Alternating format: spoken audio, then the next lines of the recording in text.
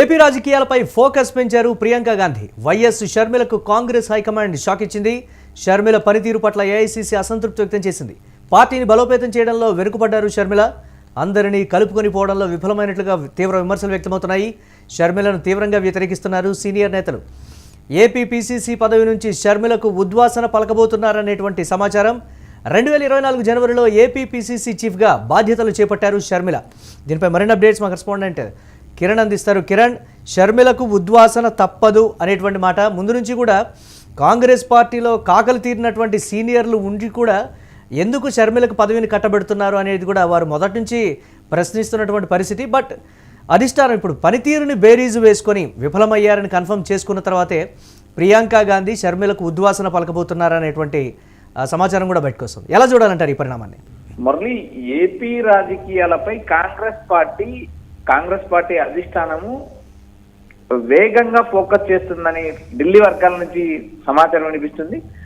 ఏదంటే గతంలో ఏదైతే ఆంధ్రప్రదేశ్ రాష్ట్రంలో బలాన్ని పెంచుకున్న కాంగ్రెస్ పార్టీ అక్కడ బలాన్ని కోల్పోవడం, రాష్ట్ర విభజన జరగడం, 2009లో వైఎస్ రాజశేఖర రెడ్డి మరణించడం, తదనంతరం జరిగిన పరిణామాల్లో జగన్ కాంగ్రెస్ ని వీడటం, బయటికి రావడం, ప్రాంతీయ పార్టీ పెట్టడం, మొత్తం ఈ అన్ని వ్యవహారాలు జరిగిన తర్వాత రాజశేఖర రెడ్డి కూతురు ఏదైతే వైఎస్ షర్మిలను కాంగ్రెస్ పార్టీలో చేర్చుకున్నారో ఆమె వైఎస్ఆర్టీపీని తెలంగాణలో విలీనం చేసి ఆమె ఆంధ్ర పీసీసీ అధ్యక్షురాలుగా నియమించడం జరిగింది. అయితే నియమించిన తర్వాత ఇప్పటి వరకు కాంగ్రెస్ పార్టీ ఈ బలాన్ని కానీ క్షేత్రస్థాయిలో పార్టీని బలోపేతం చేయడం కానీ, కాంగ్రెస్ పార్టీకి సంబంధించిన గ్రామ స్థాయి కమిటీలు నిర్మించడం కానీ, తర్వాత జిల్లా స్థాయిలో, మండల స్థాయిలో, రాష్ట్ర స్థాయిలో కాంగ్రెస్ పార్టీకి పూర్వవైభవం తీసుకొస్తాదంటూ షర్మిల పైన నమ్మకం పెట్టుకున్న కాంగ్రెస్ పార్టీ అధిష్టానానికి గట్టి షాక్ తగిలింది. ఎందుకంటే ఆమె కాంగ్రెస్ పార్టీని బలోపేతం చేసే బదులు జగన్మోహన్ రెడ్డిని నేరుగా టార్గెట్ చేసిందని ఇప్పటికే రాజకీయాల్లో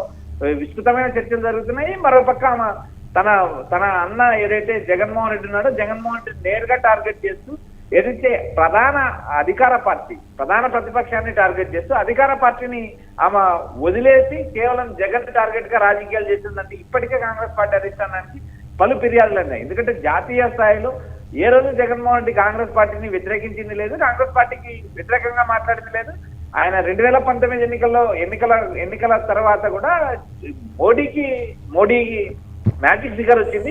ఒకవేళ మ్యాజిక్ ఫిగర్ రాకపోతే మేము ఏదైతే గట్టిగా పోరాడి ఆంధ్రప్రదేశ్ కు ప్రత్యేక హోదాతో పాటు రైల్వే జోన్ లాంటివి ఖచ్చితంగా తీసుకొస్తామంటూ నేరుగా జగన్మోహన్ రెడ్డి ప్రకటించిన సంగతి కూడా మనకు విదితమే. కేంద్రంలో ఎవరన్నా రాష్ట్ర అభివృద్ధి కోసం సన్నిహిత సంబంధాలు కొనసాగిస్తామంటూ చెప్పగానే చెప్పారు జగన్. అలాంటి నేపథ్యంలో జగన్మోహన్ రెడ్డితో కయ్యం ఎలాగా ఢీకొట్టడం మొదలుపెట్టిన షర్మిల అంటే ఆంధ్రప్రదేశ్ లో కాంగ్రెస్ పార్టీని బలోపేతం చేసే దిశగా తీసుకున్నటువంటి నిర్ణయం కింద చూడాలంటారా, లేకపోతే ఆంధ్రప్రదేశ్ విషయంలో మీరు ఏ నిర్ణయం తీసుకోవాలన్నా కానీ ముందు షర్మిలకు ఉద్వాసన పలికిన తర్వాతే మీరు నిర్ణయం తీసుకోవాలనేటువంటి సీనియర్ల డిమాండ్ని పరిగణలోకి తీసుకున్నటువంటి డెసిషన్ కింద చూడొచ్చు అంటారా? దీని అలా చూడాలి. కాంగ్రెస్ పార్టీ అధిష్టానము కాంగ్రెస్ పార్టీని బలోపేతం చేయడానికి షర్మిల నియామకం జరిగింది. అక్కడ పార్టీ ఎక్కడ బలోపేతం చేసిన పరిస్థితి లేదు. ఆమె రాజకీయ లక్ష్యాలు వేరు, ఆమెకు వచ్చిన పదవి వేరు అనే కోణంలోనే రాజకీయాలు చేసుకుంటూ వచ్చింది. ఇప్పటికే కాంగ్రెస్ పార్టీ సీనియర్లతో ఆమెకు విభేదాలు మొదలయ్యి నేరుగా కిల్లి కృపరాణి, శ్రీకాకుళం మాజీ ఎంపీ కిల్లి కృపరాణి లాంటి నేతలు నేరుగా సోనియా గాంధీకి ఫిర్యాదు చేసిన పరిస్థితి. నిన్న ఏదైతే ఉపాధి హామీ పథకం పైన దేశ స్థాయిలో కాంగ్రెస్ పార్టీ నేతలందరూ అరెస్ట్ అయ్యారు. ఆయా పీసీసీ అధ్యక్షులు కాంగ్రెస్ పార్టీ అధిష్టానానికి టచ్ లేకెళ్లారు. అయితే కాంగ్రెస్ పార్టీ అధిష్టానానికి టచ్ లేకెళ్లకుండా ఏదైతే గుడిగ్యూ రుద్రరాజు, ఎన్ రఘువీరారెడ్డి వీరిద్దరూ ఢిల్లీకి వెళ్లి మల్లికార్జున ఖర్గేతో పాటు రాహుల్, సోనియా, ప్రియాంక గాంధీలు 2026 జనవరి 5వ తేదీన బండ్లపల్లి ఉపాధి హామీ పథకం కేంద్ర ప్రభుత్వం నిర్వీర్యం చేసింది. దీనిపైన భారీ ధర్నా, భారీ బహిరంగ సభ నిర్వహిస్తాము, మీరు హాజరు కావాలంటూ కాంగ్రెస్ పార్టీ అధిష్టానానికి సంబంధించి కీలక నేతలను కలవడం జరిగింది. ఆ కీలక మీటింగ్ లో షర్మిల ఆచూకి ఎక్కడ లేదు. ఒక పీసీసీ అధ్యక్షురాలుగా ఆంధ్రప్రదేశ్ లో బండ్లపల్లిలో 20 ఏళ్ల క్రితం ఏదైతే తన తండ్రితో పాటు సోనియా గాంధీ, ప్రధానమంత్రి మన్మోహన్ వీరు ప్రారంభించిన జాతీయ గ్రామీణ ఉపాధి హామీ పథకానికి మోడీ గవర్నమెంట్ పేరు మార్చింది. పేరు మార్చడమే కాకుండా గతంలో 90% నిధులున్న 90% కేంద్రము 10% రాష్ట్రం నిధులు ఇచ్చే ఈ పథకాన్ని 60-40 కేంద్రం 60%, రాష్ట్రం 40% నిధులు నిధులు సమకూర్చుకోవాలంటూ ఇచ్చిన నిధులు సమకూర్చుకోవాలంటూ బిల్లును పాస్ చేశారు. అయితే ఇక్కడ ప్రధానంగా రాష్ట్ర ఖజానాకి ఇబ్బంది అవుతుంది. రాష్ట్రం ఇప్పటికే అప్పుల్లో ఉంది. ఇక రాష్ట్ర ఆర్థిక పరిస్థితి బాగలేకపోయినా దేశవ్యాప్తంగా రాష్ట్రాలను నడ్డివెచ్చడానికి కేంద్ర ప్రభుత్వం ఈ పథకాన్ని తీసుకొచ్చిందంటూ వైఎస్ఆర్సీపీ కూడా లోక్సభలో రాజ్యసభలో గందరగోళం క్రియేట్ చేసిన పరిస్థితి. ఇంత రాష్ట్రంలో జరుగుతున్నా ఎక్కడ కూడా షర్మిల నిమ్మకు నీరెత్తనట్టుంది. ఎక్కడా విమర్శించిన నేపథ్యం లేదు. ఎక్కడ కూడా బీజేపీకి కానీ ఇటు టీడీపీ కూటమి కానీ విమర్శించిన నేపథ్యం లేదు. కేంద్రంలో అధికారంలో ఉన్న టీడీపీ కూటమిలో 2 మంత్రులు ఉన్నారు. అంటే అలాగే వైసీపీని అలాగే వైఎస్ఆర్ కాంగ్రెస్ పార్టీ విషయంలో కూడా విమర్శించడంలో కావచ్చు, లేకపోతే ఆ పార్టీ మీద దూకుడుగా నిర్ణయాలు కావచ్చు, లేకపోతే ఇతరత్రా వాటన్నిటికి సంబంధించి కూడా విఫలమయ్యారనేది కూడా ప్రధానంగా చెప్తున్నటువంటి అంశం. జగన్మోహన్ రెడ్డి విషయంలో ఒకంత సానుకూలంగా వారు వ్యవహరించారనేటువంటి మాట కూడా సీనియర్లు అధిష్టానానికి చేరవేశారనేటువంటి ఒక విషయం. దీన్ని ఎలా చూడాలంటారు?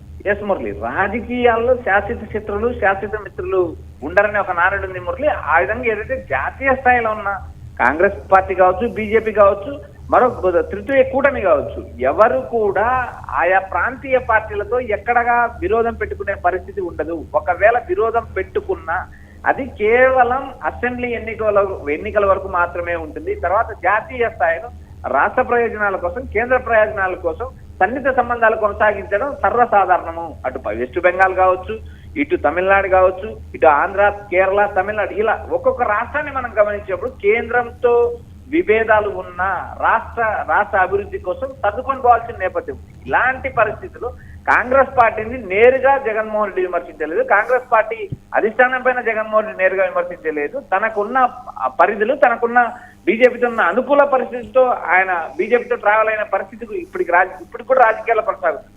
మోడీతో నాకున్న సంబంధం వేరంటూ జగన్మోహన్ రెడ్డి నేరుగా ప్రకటించిన విషయం రాష్ట్ర ప్రజలకందరికీ విషయమే. కానీ ఇక్కడ షర్మిల పార్టీని బిల్డ్ చేయాలి, పార్టీ క్షేత్రరాజ్యం బలోపేతం చేయాలి. ఆ అంశాలన్నీ వదిలేసి కేవలం జగన్ టార్గెట్ గా రాజకీయాలు చేస్తూ టీడీపీ కూటమిపై కానీ అటు నేరుగా బీజేపీపై కానీ విమర్శలు సంధించిన పరిస్థితులు. ఇలాంటి పరిస్థితుల్లో కాంగ్రెస్ పార్టీ అధిష్టానము రాబోయే ఎన్నికలకు ఇప్పటి నుంచే వ్యూహాలు సిద్ధం చేస్తుంది. ఆయా రాష్ట్రాల పిసిసి అధ్యక్షులు మారుతుంది.